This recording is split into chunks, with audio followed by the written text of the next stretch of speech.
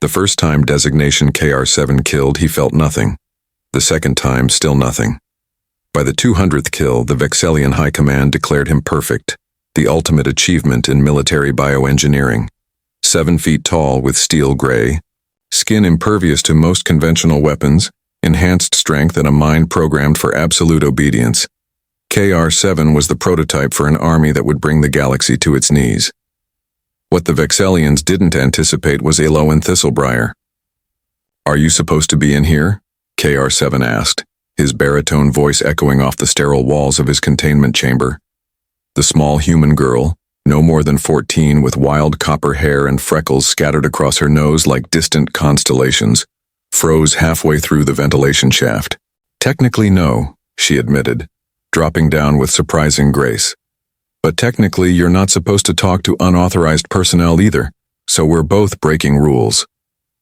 KR-7's programming screamed to alert security, but something in her fearless green eyes made him hesitate.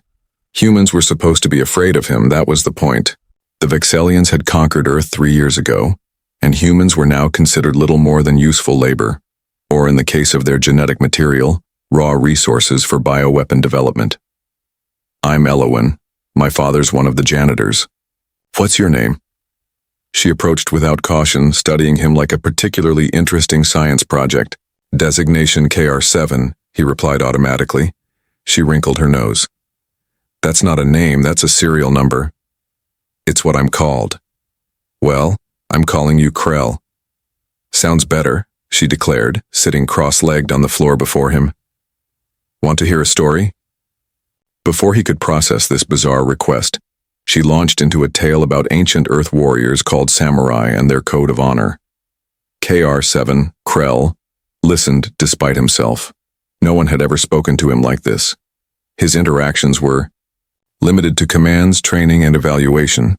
When the facility's lights dimmed for night cycle, Elowen slipped back into the vent with a promise to return. Krell should have reported the security breach immediately. His programming demanded it. Instead, he found himself counting the hours until she might return. 3 days later, she did, with a small object clutched in her hand. "It's a paper crane," she explained, placing the folded creation in his massive palm. "In the old stories, if you fold 1,000 of them, you get to make a wish. What would you wish for?" The question surprised him as much as it did her. Elowen's smile faded. "For the Vexelians to leave Earth. For my mom to have survived the invasion." Something shifted in Krell's engineered mind. His programming included comprehensive data on human psychology, their weaknesses, pressure points, and manipulation tactics. But nothing had prepared him for the simple honesty of grief. The next morning, Commander Uxlon announced that KR-7 would be deployed on his first mission against the human resistance. The goal: infiltrate their base in the ruins of what was once called Denver and eliminate their leadership. "You will be the first of many," Uxlon said, his elongated Vexelian features displaying what passed for pride among their kind. "Your genetic matrix will seed 10,000 more like you, the perfect soldiers." That night, when Elowen snuck in, through the ventilation shaft, Krell told her about the mission. "They'll make you kill other humans," she whispered, horrified. "That is my purpose," he replied, though the words felt hollow. Elowen touched his arm, her small hand barely spanning his wrist. "No, your purpose is whatever you choose it to be." In his palm, he still held the paper crane she had given him. "Can help you," she said. "But you have to decide who you want to be, their weapon or your own person." As dawn approached, Krell made his decision. The Vexelian transport ship hummed as it cut through Earth's atmosphere. Krell sat motionless. Among the elite Dagger Squadron, 6 Vexelian commandos who regarded their artificial comrade with barely concealed disgust. Their gray-purple skin and elongated limbs marked them as purebloods, not some lab-grown abomination incorporating conquered species DNA. Commander Uxlon paced before them, lecturing about the strategic importance of eliminating the human resistance. Leadership. Intelligence confirms their central command operates from an underground bunker beneath the ruins of the human educational facility they called University. Uxlon explained. KR-7 will infiltrate alone while we establish a perimeter. His human-derived features should allow him to approach without immediate detection. Krell nodded, though his mind was elsewhere, specifically on the small transmitter Eloan had pressed into his hand before departure. "It will let my friends know you're coming," she had whispered. "They'll know you're different." "How will they know to trust me?" he had asked. "Tell them the crane takes flight at midnight. They'll understand." Now, as the transport descended toward the broken skyline of what humans once called Denver, Krell wondered if he was making a grave mistake. His programming urged compliance with Vexellian commands, but Eloan's words had unlocked something unexpected, the ability to question. The ship landed in a cloud of dust among the ruins. The once proud human city had been systematically dismantled for resources, leaving only skeletal structures and debris. As Krell disembarked, Commander Uxlon grabbed his arm. "Remember," the commander hissed, "your loyalty is to Vexellia. You may look partly human, but you are our creation, our weapon." Krell gave the expected response. "I live to serve the Dominion." Moving through the ruins alone, Krell activated the transmitter. Within minutes he detected movement, humans using the broken cityscape for cover, circling him with practiced precision. Their fear was evident in their elevated heartbeats, which Krell could detect with his enhanced senses, but their discipline held. A woman emerged from behind a collapsed wall, weapon trained on his chest.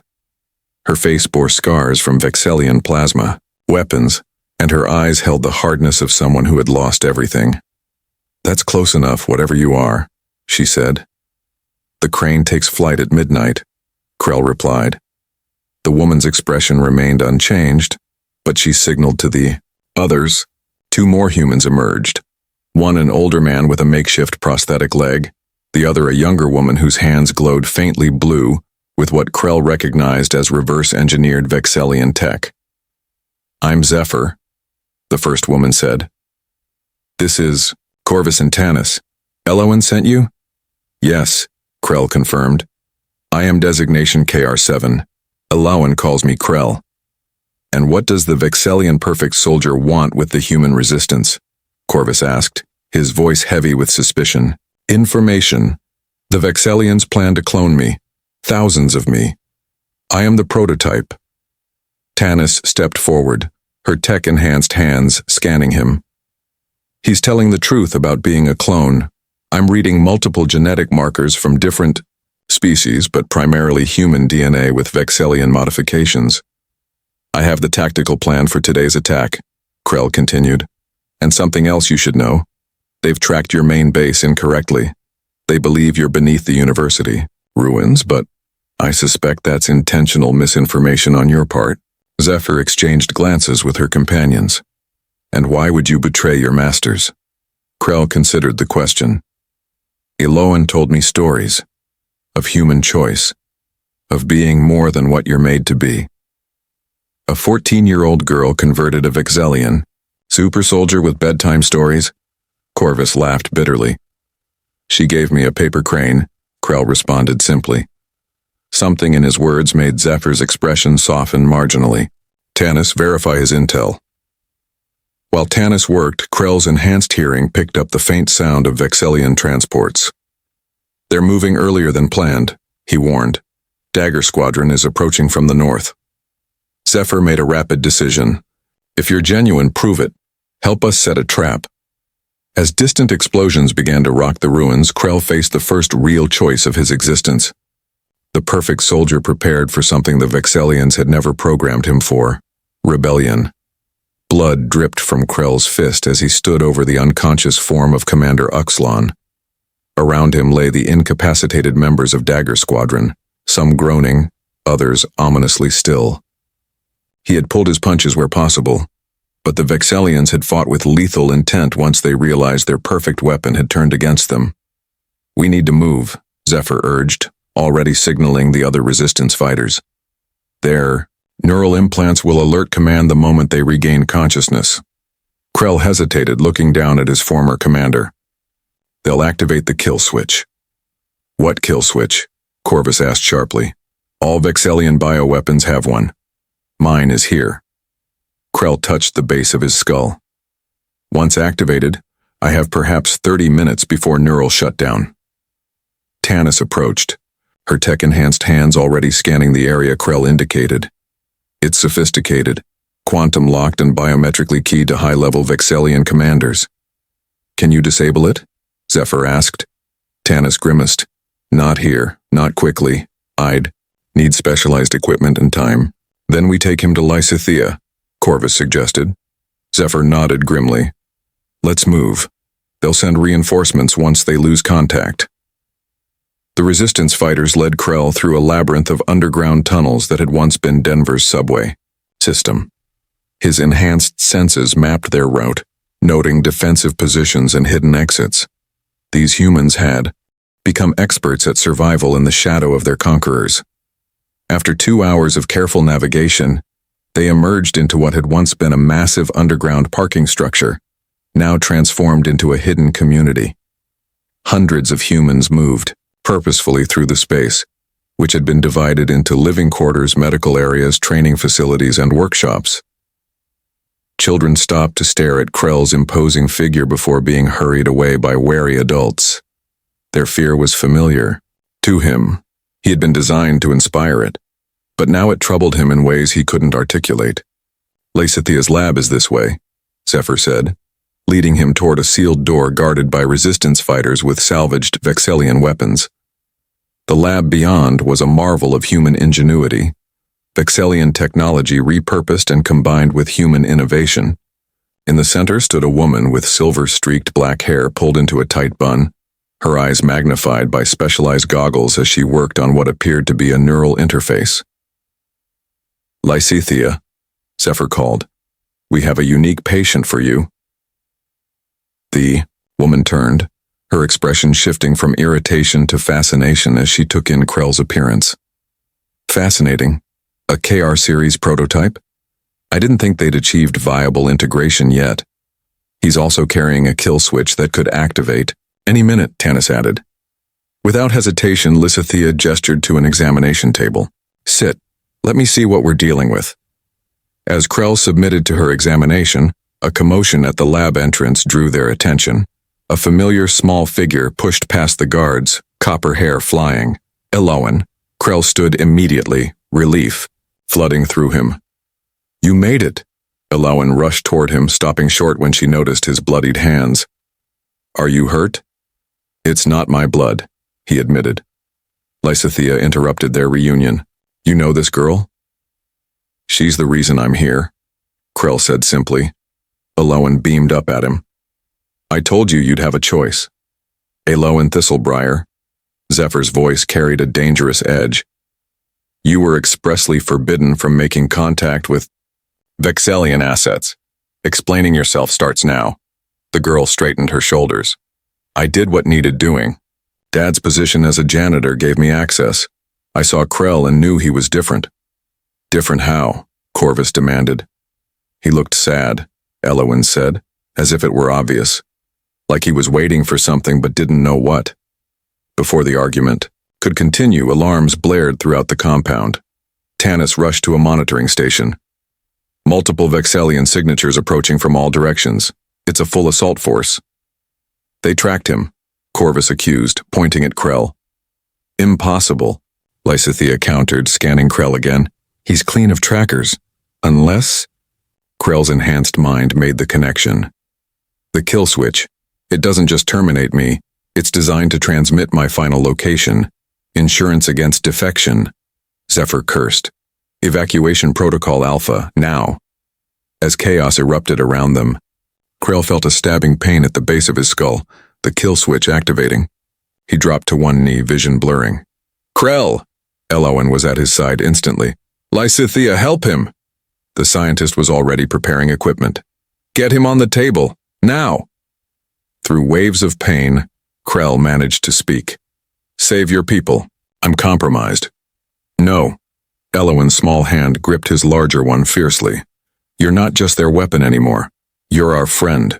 As darkness threatened to engulf him, Krell realized that in all his programming, In all the combat scenarios and tactical simulations, the Vexellians had overlooked something crucial. They had given him enough human DNA to form connections, but never expected him to find someone worth connecting with. Krell awakened to darkness and the steady beep of unfamiliar equipment. His enhanced vision adjusted quickly, revealing a low-ceilinged room carved directly from bedrock. Lisa bent over a workstation nearby, her fingers dancing across a holographic interface. "You should be dead," she remarked without looking up. The kill switch was quite thorough in its design. Krell attempted to sit up, discovering restraints across his chest and limbs. "Yet I'm not." No thanks to Vexellian engineering, Lysithea approached, shining a light into his eyes to check. Pupil response. The kill switch executed as designed, but it failed to account for one thing: your unique neuroplasticity. Your brain began rerouting critical functions around the damaged tissue even as you were losing consciousness. Where am I?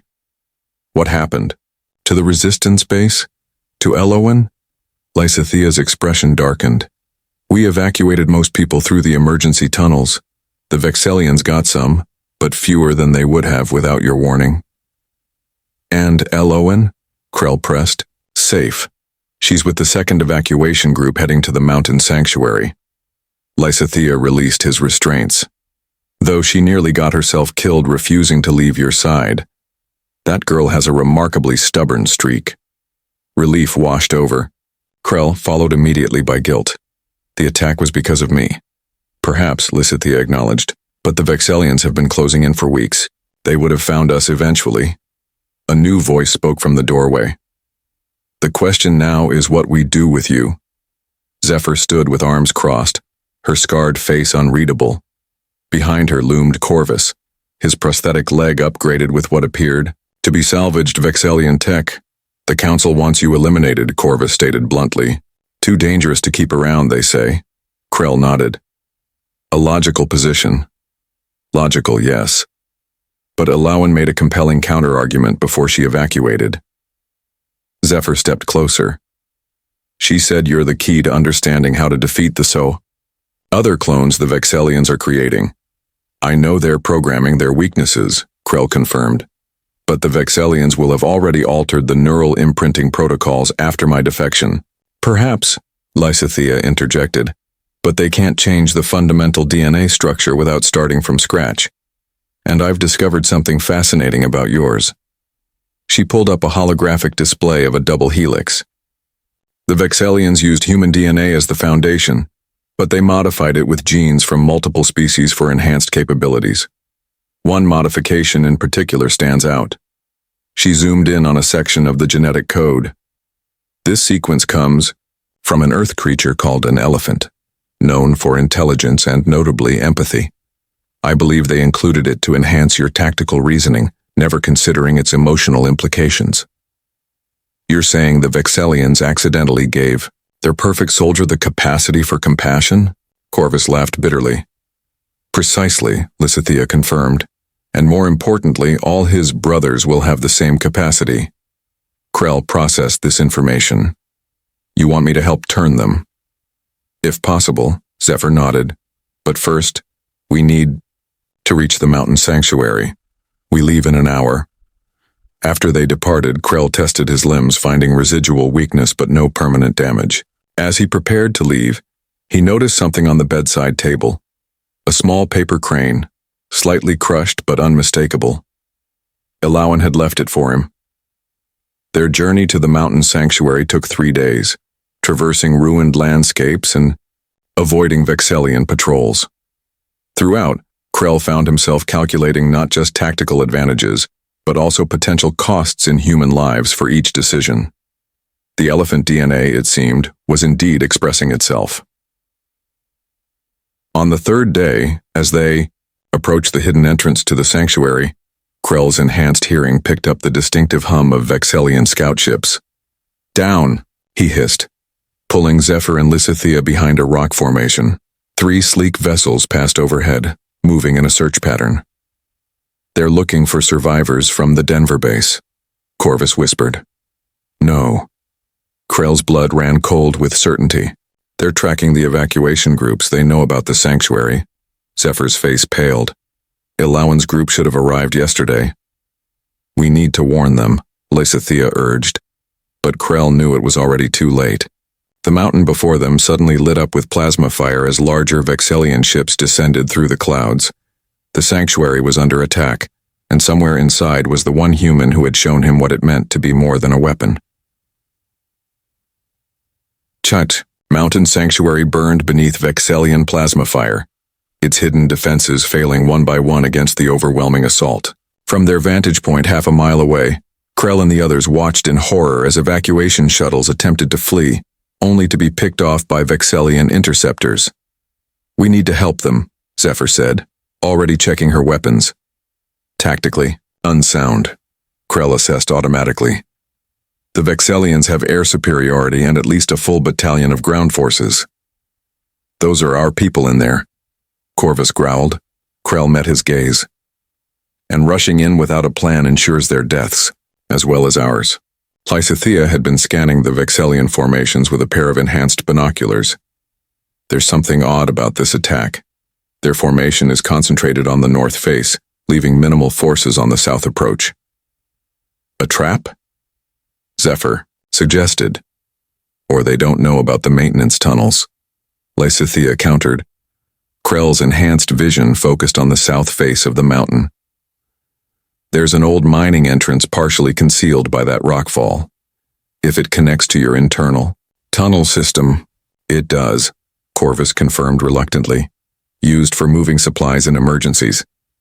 Then we have our way in, Krell decided. But first, we need a distraction. Within 30 minutes, they had formulated a desperate plan. Corvus would use salvaged Vexellian communication tech to broadcast false orders, creating confusion among the attack force. Meanwhile, Krell, Zephyr, and Lysithea would infiltrate through the mining entrance to organize an evacuation through the maintenance tunnels. As they prepared to separate, Corvus gripped Krell's arm. If this is some elaborate betrayal, it isn't, Krell stated simply. Ilawan is in there. Something in his tone must have convinced Corvus, who nodded once before moving into position. The mining entrance proved more treacherous than anticipated, partially collapsed and unstable from the bombardment above. Krell took the lead, his enhanced strength clearing obstacles while his tactical mind calculated remaining structural integrity with each step. How many can these tunnels accommodate for evacuation? He asked Zephyr, as they navigated the darkness. Maybe 200 at most. We had over 500 in the sanctuary. The unspoken reality hung between them. Not everyone would make it out. After 20 minutes of careful progress, they reached a heavy metal door, the connection to the sanctuary's main tunnel system. Beyond it, they could hear chaos, shouting, distant weapons fire, and the rumble of continuing bombardment. Ready? Zephyr asked, hand on the door mechanism. Before Krell could answer, the door burst open from the other side. He reacted instantly, pushing Zephyr and Lysithea behind him as he prepared to engage whatever threat emerged. Instead, a small figure with copper hair barreled into him. Krell, you're alive! Ilawan's face was streaked with dirt and tears, but her smile blazed through. I knew you'd come. Behind her stood a dozen resistance fighters escorting injured refugees. Ilawan, what's happening inside? Zephyr demanded.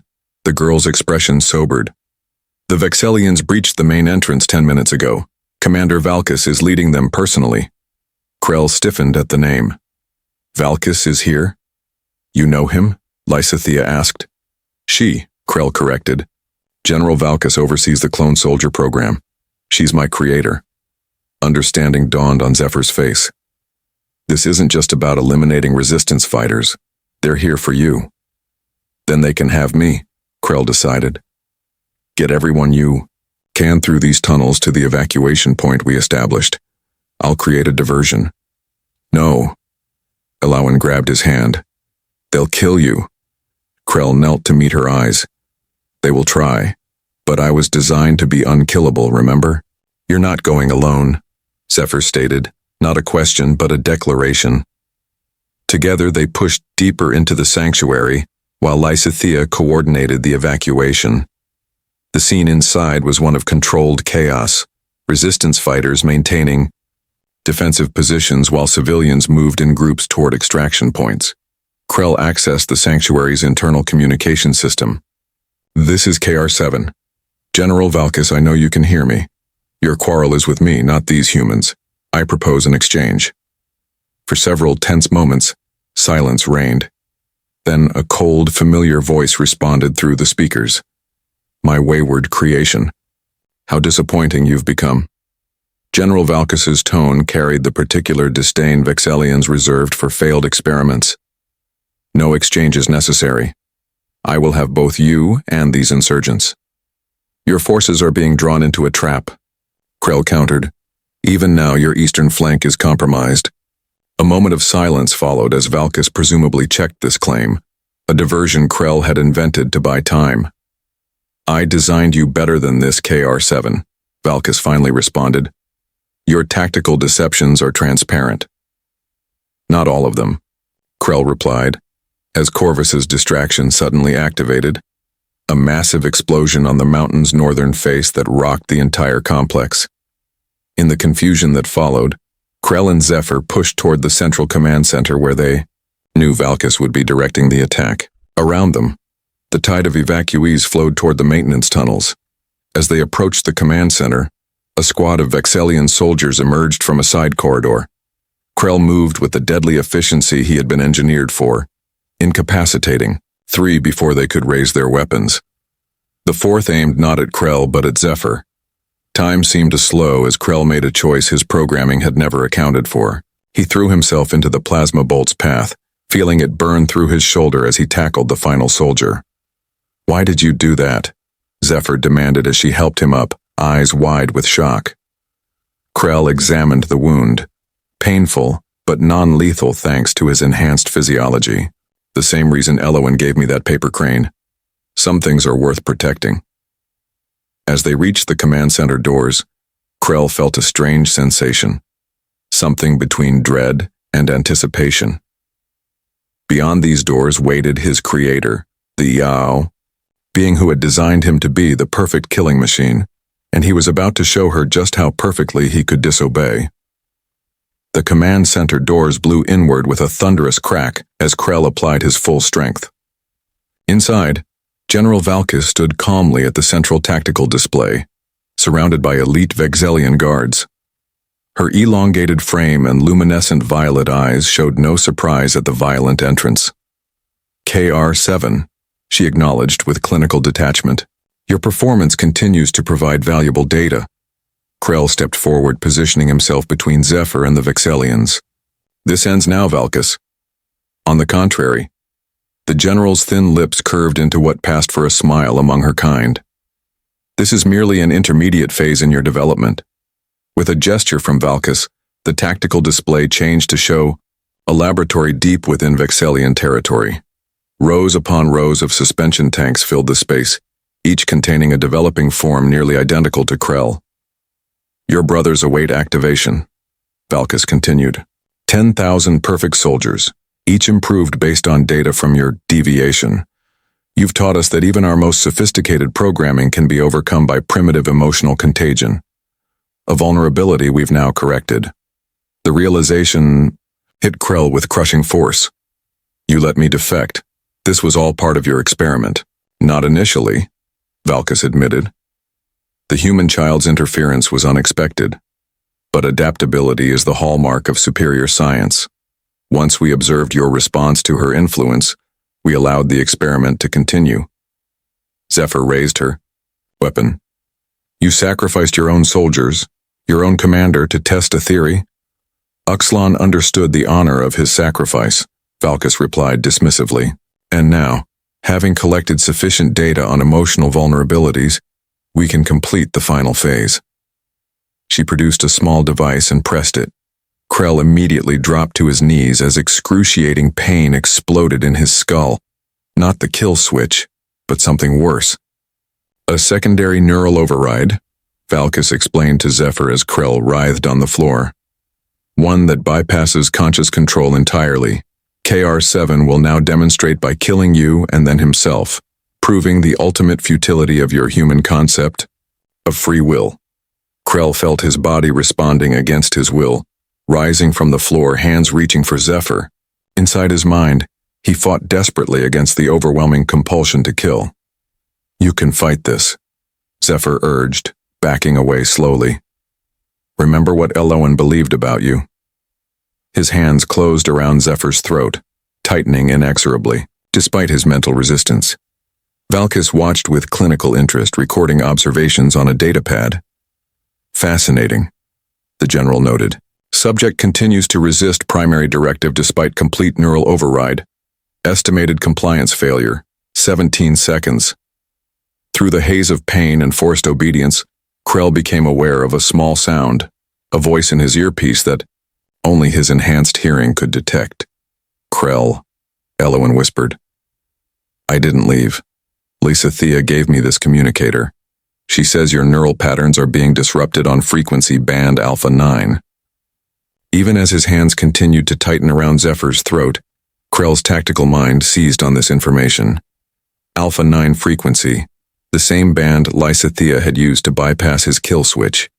If he could somehow, with a supreme effort of will, Krell channeled his pain into focus, accessing the quasi-autonomous functions of his enhanced nervous system. His creator had designed him with the ability to compartmentalize and isolate neurological damage, a survival mechanism for battlefield injuries. Now he turned that ability against her control, isolating the affected neural pathways. His hands relaxed their grip on Zephyr, who gasped for breath. Impossible, Valkis stated, genuine surprise finally breaking through her clinical demeanor. The override is absolute.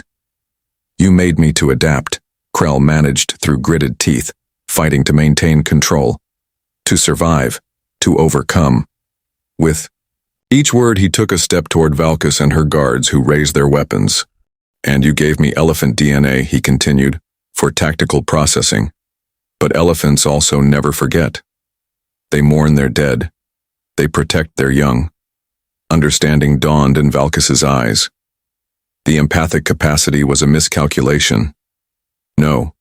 Krell lunged forward with blinding speed, disarming 2 guards before they could fire. It was your greatest success. The remaining guards opened fire, but Krell moved with the fluid precision he had been engineered for, using their own formation against them. Within moments, only Valkis remained standing, her datapad still clutched in her hands. You cannot stop what's coming, she said.